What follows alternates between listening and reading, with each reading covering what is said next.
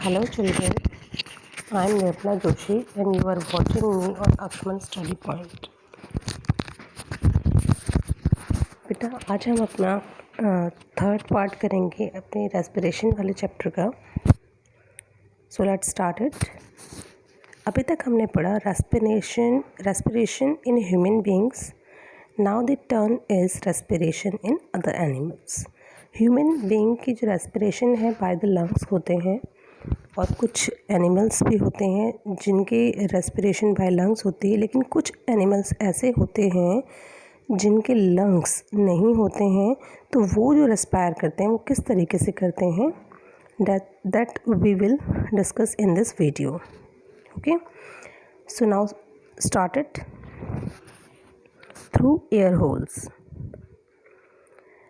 Insect like cockroach, grasshoppers and bees have special air holes on their body. आप सभी को पता है कि जो कॉकरोचेस हैं, ग्रास होपर हैं, इनके कुछ स्पेशल फीचर्स होते हैं. बाय दीज दे आर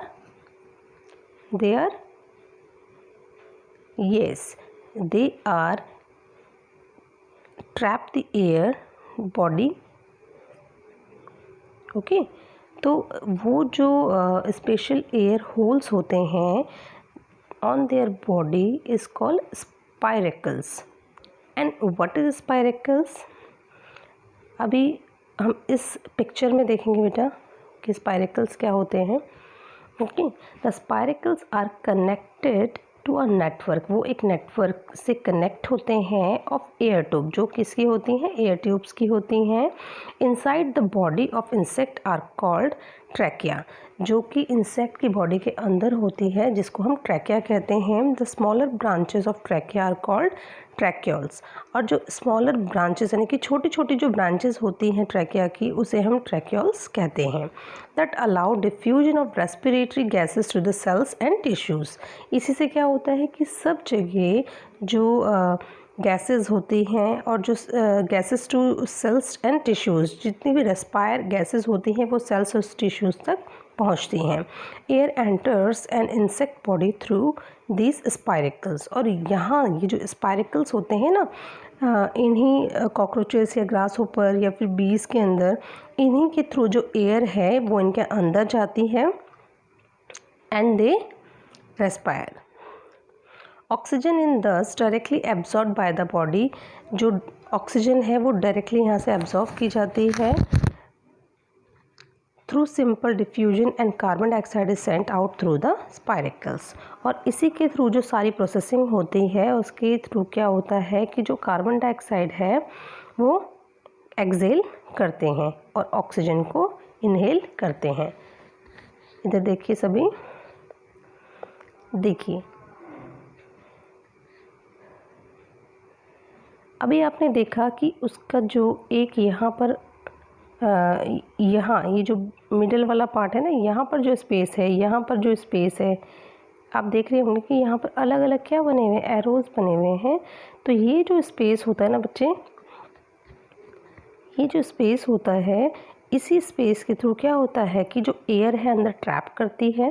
ठीक है, ट्रैप करके वो ट्रैकिया तक जाती है और उसकी ब्रांचेस तक पहुंचती है. और वो जो उसकी ब्रांचेस होती हैं उसके हर टिश्यू और हर सेल तक एयर को पहुंचाती है. ओके, समझ में आया सभी बच्चों को? नाउ नेक्स्ट इज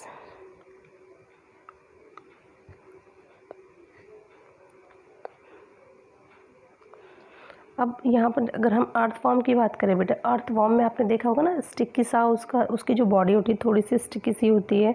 तो जो उसकी स्किन होती है ना, वो स्किन जो है वो एयर को अंदर ले जाती है और जो ऑक्सीजन होता है यानी कि ऑक्सीजन जो होता है वो उसकी बॉडी में उसकी स्किन के द्वारा अंदर पहुँचता है. Okay, now we talk about earthworm. Animals such as earthworm have a moist and slim skin. Exchange of gases takes place through the surface of the skin. अभी मैंने आपको बताया rich of the skin that are richly supplied with blood capillaries. जो उसकी skin है वो richly supply करती है ब्लड कैपिलरीज को.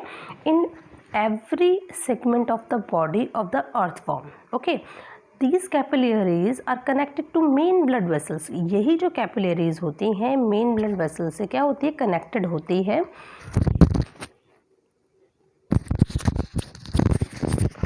कनेक्टेड होती हैं and the thin walled capillaries absorb. और जो थिन वॉल्ड कैपिलरीज होती हैं तो एब्जॉर्ब कर लेती हैं ऑक्सीजन को फ्रॉम द स्किन से and return the carbon dioxide to the skin by diffusion.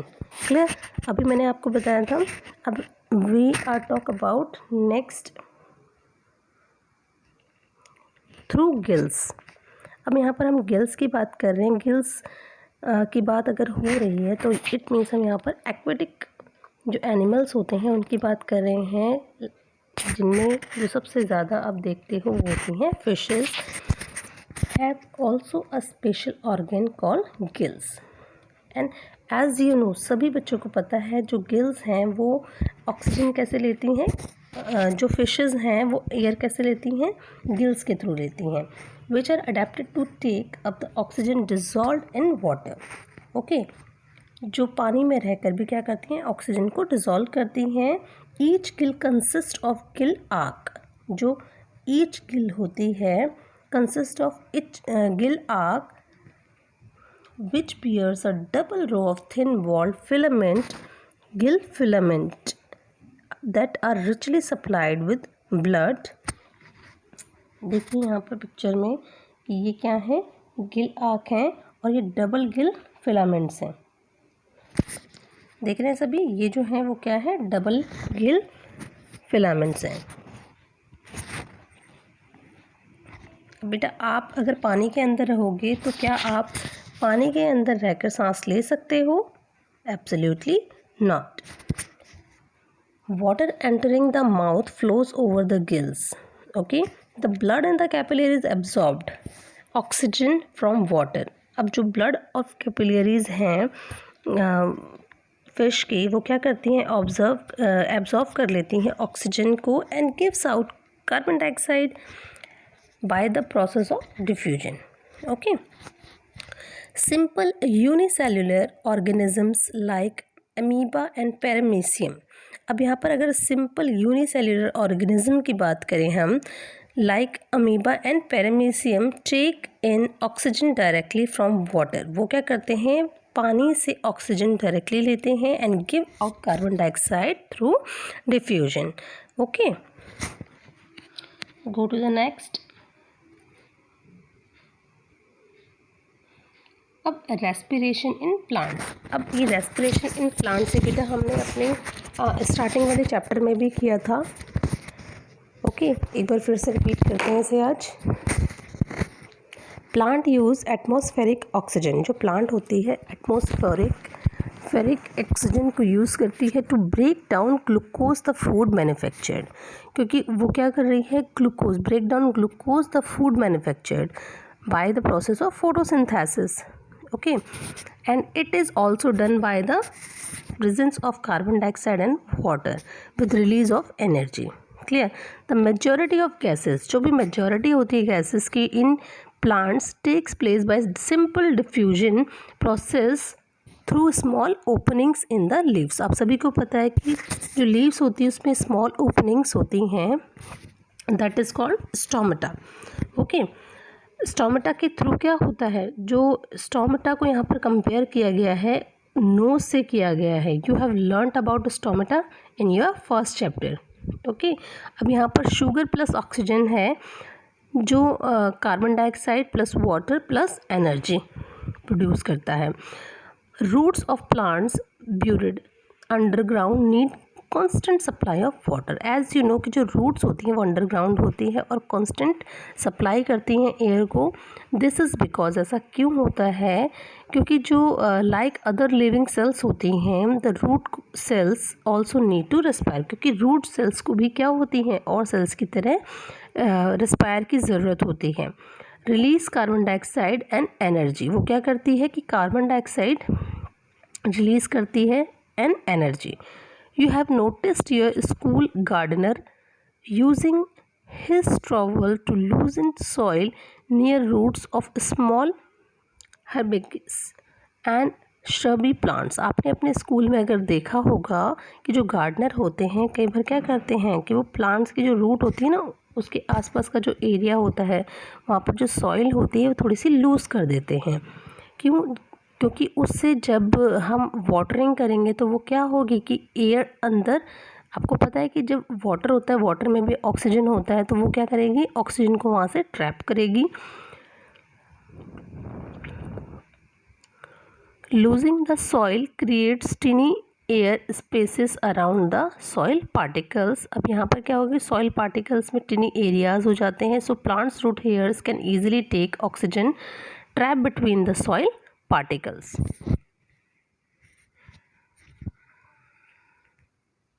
Oxygen diffusing into the root hairs is passed into the neighboring root cells.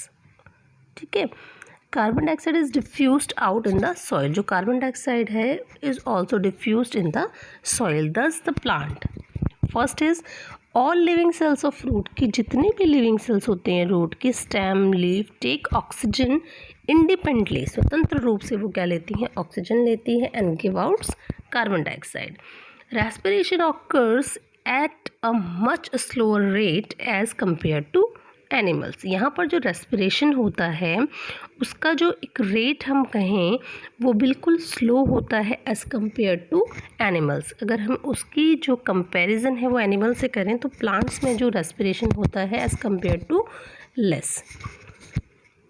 There is little transport of gases from one part of the plant to other. यहाँ पर जो transportation होता है ना, एक जगह से दूसरी जगह तक एयर को ट्रैप करके वहाँ तक पहुँचाना, तो यहाँ पर जो ट्रांसपोर्ट ऑफ गैसेस होता है one part two the other होता है।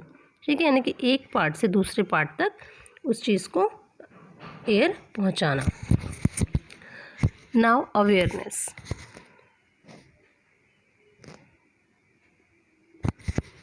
Emphysema. First is emphysema.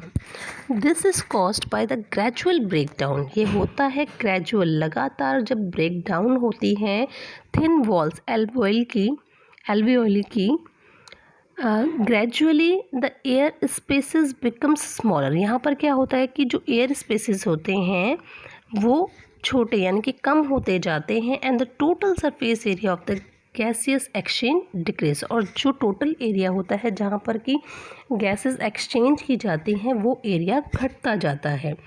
Okay, this result is breathlessness. और इसका रिजल्ट क्या होगा कि जो ब्रीथलेस यानी कि सांस लेने में प्रॉब्लम होना। इन एडवांस्ड केसेस, और कुछ केसेस ऐसे होते हैं जहाँ पर जो पेशेंट होते हैं उन्हें बहुत डिफ़िकल्टी होती है कि वो अपने रूम तक पहुँच पाएँ।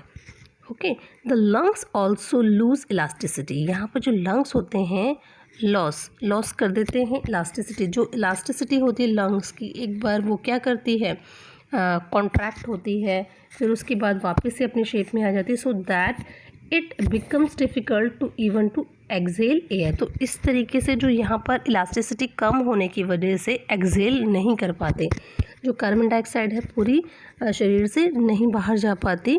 Breathing out becomes a more conscious activity. और यहाँ पर जो ब्रीथिंग आउट होती है वो कॉन्शियस एक्टिविटी के रूप में यहाँ पर बन जाती है। Inflammation and narrowing of bronchioles also occur. Okay, the root cause of emphysema is a long-term irritation of the lungs due to air pollution और cigarette smoking। और आपने देखा होगा कि एयर पॉल्यूशन जो होता है उसमें कई तरह की क्या होती हैं, प्रॉब्लम्स स्टार्ट हो जाती हैं लाइक ब्रीथिंग की। तो सिगरेट स्मोकिंग, जो सिगरेट स्मोकिंग करते हैं उन्हें भी अगर वो लॉन्ग लाइफ कर रहे हैं तो लास्टली उनको ये प्रॉब्लम्स हो जाती हैं, और एयर पोल्यूशन की वजह से भी ये प्रॉब्लम लंग्स में हो जाती हैं। Next one is flu. Flu is a popular name of influenza. आप सभी को पता है कि फ्लू जो है वो इन्फ्लुएंजा का ही एक पॉपुलर नेम है। It is N infectious viral disease. Infectious viral disease, viral means जो फैलती है, जो कम्युनिकेबल होती है, जो एक से दूसरे को क्या हो रही है, कम्युनिकेबल हो रही है with the symptoms of sneezing, जिसमें आपको स्नीज़ होता है, फीवर होता है, हेडेक होता है। Different virus spread different kind of flu. अलग अलग तरह के जो वायरस होते हैं अलग अलग तरह के फ्लू देते हैं, कॉमन फ्लू, स्वाइन फ्लू, कई तरह के फ्लू बेटा आपने सुने भी होंगे। तो ये एक क्या है, कम्युनिकेबल डिजीज़ है। इसमें क्या होता है, antibiotics are not very effective, antibiotic बहुत ज़्यादा इफेक्टिव नहीं होती, so prevention is of utmost important. तो यहाँ पर जो प्रिवेंशन है बहुत ज़रूरी होती है। Asthma, as you know all what is asthma. जब आपको सांस लेने में प्रॉब्लम हो रही है, अस्थमा कई तरीके से हो सकता है। This is an allergetic response which causes the air passage to contract and the their linings to swell. जो एयर कॉन्ट्रैक्ट की जो लाइनिंग होती है वहाँ पर स्वेलिंग हो जाती है, narrowing the respiratory tracks and making breathing difficult. और स्वेलिंग होने की वजह से जो एयर रेस्पिरेटरी का सिस्टम है वो नैरो, कम हो जाता है, और इस तरह से क्या होता है कि सांस लेने में प्रॉब्लम स्टार्ट हो जाती है। If treatment is not applied, अगर यहाँ पर ट्रीटमेंट अप्लाई नहीं किया जाता है, a severe asthma attack could prove fatal. तो यहाँ पर जो अस्थमा अटैक है वो आ सकता है। The commonest form of treatment is with an inhaler. आप लोगों ने देखा होगा कि जिस किसी को भी अस्थमा की प्रॉब्लम होती है उनके पास एक इन्हेलर होता है। जब भी उन्हें लगता है कि उन्हें ब्रीथिंग में प्रॉब्लम हो रही है तो वो क्या करते हैं, उस इन्हेलर का यूज़ करके अपने जो रेस्पिरेटरी सिस्टम है, जो प्रॉब्लम हो रही है उसको थोड़ा सा कम करके वो normal, other than normal behave करते हैं। Smoking, we have also read about smoking is also dangerous to our health, also lungs. Cigarette are made of dried tobacco leaves. आप सभी को पता है कि जो सिगरेट होती हैं उसमें ड्राई tobacco leaves होती हैं। Inhaling tobacco smoke has many bad effects on the respiratory tracts and lungs. बहुत बुरा इफेक्ट करता है ये रेस्पिरेटरी ट्रैक्स और लंग्स में। The tobacco produce tar vapors which form sticky। जो टोबैको है यहाँ पर एक वेपोर क्या कर रहा है, वो प्रोड्यूस कर रहा है, क्रिएट कर रहा है, जो क्या होता है, स्टिकी होता है। Blobs into the lining of lungs, जो कि लंग्स के चारों ओर क्या हो जाता है, लग जाता है, फैल जाता है। It kills the hair lining the walls of windpipe. Okay, windpipe की जो लाइनिंग वॉल्स होती हैं ये उसे क्या करता है, हार्श, यानी कि उसको नुकसान पहुंचाता है। Thus dust particles are unable to filtered out the inhale air by the hair. तो जो हमारी स्किन होती है, जो हमारे एयर इनहेल जब हम करते हैं, ठीक है, जब हम इनहेल ऑक्सीजन को ले रहे हैं तो वो जो है वो इनहेल करने के टाइम पर ऑक्सीजन को जो है वो प्योर फिल्टर्ड नहीं कर पाता है by the hair.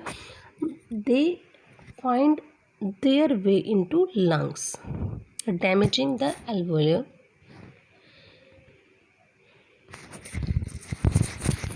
alveoli and the smoker thus find difficult to breathe। इसीलिए जो स्मोकर्स होते हैं वो क्या करते हैं, उनको ब्रीथिंग करने में बहुत प्रॉब्लम हो जाती है। आपने देखो कई बार जो चेन स्मोकर होते हैं, कई बार ऐसा होता है कि वो ब्रीथिंग में उनको बहुत प्रॉब्लम लगती है। स्मोक कंटेन, आपको पता है कि जो स्मोक होता है उसके अंदर कार्बन मोनोऑक्साइड होता है जो कि घटा देता है एबिलिटी ब्लड के अंदर ऑक्सीजन को कैरी करने के लिए। और इसके अंदर वेरियस कैंसर कॉजिंग सब्सटेंस भी होते हैं। किसके अंदर, जो स्मोकिंग की जाती है ना, उससे जो हमारे रेस्पिरेटरी सिस्टम है उसमें क्या होता है, कैंसर कॉजिंग सब्सटेंस भी आ जाते हैं through the smoking. Yawning, this is called yawning. It is an extra deep breath. आप सभी करते हैं ना, like this, in and out, in and then out, which occurs during a period of inactivity and shallow breathing. Okay, जिस time भी आप करते हैं तो it means it is in an activity and shallow breathing. There are many explanation for this, उसके लिए आपको हर तरह की एक्सप्लेनेशन सुनने को मिलेंगी. One is that it is triggered by the presence of CO2. ये जो याइन की एक प्रोसेस होती है, कब होती है? प्रेजेंस ऑफ CO2, जब आपकी बॉडी में कार्बन डाइऑक्साइड होती है. Once it reaches a certain amount, यहाँ पर जो एक सर्टेन अमाउंट होती है, the body has to take in a large gulp of oxygen. तो यहाँ पर जो बॉडी होती है oxygen rich air and get rid of. यहाँ पर जब आप लंबी आप एक सांस लेते हो और उसके बाद CO2 को एक्सेल कर देते हो लंग्स से. आप फिर से सुनिए, जब आप याइन करते हो लाइक दिस, तो आप क्या कर रहे हो कि लंबी आपने एक बार इन्हेलेशन की और उसके बाद आपने CO2 को एक्सहेल कर दिया. ओके.